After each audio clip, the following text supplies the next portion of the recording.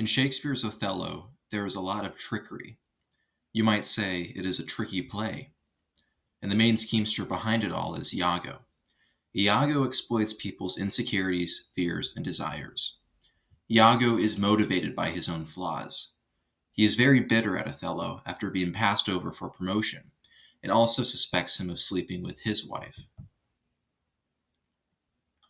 The first act features Roderigo, who is in love with Desdemona, soliciting romantic advice from Iago.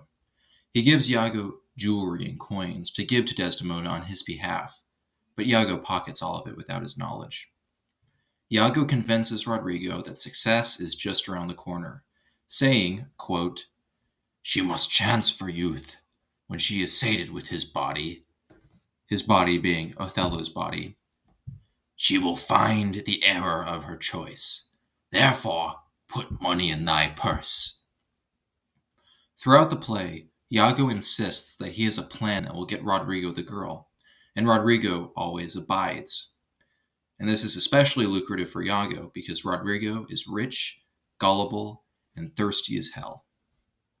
Following Iago's lead, the two men go to Desdemona's father, Brabantio, and convince him that Othello is having sex with his daughter and using magical spells, or, quote, making the beast with two backs. Brabantio sends troops to apprehend the two lovers. The confrontation gets very tense and nearly turns to violence before it is stopped by the presence of the Duke of Venice's guards. The danger is quelled, but it is a harbinger of real violence to come. Now, Othello does not know that Iago is behind this. Iago keeps his bitterness hidden. He is, after all, honest Iago, as far as Othello is concerned. Othello doesn't even think to question Iago.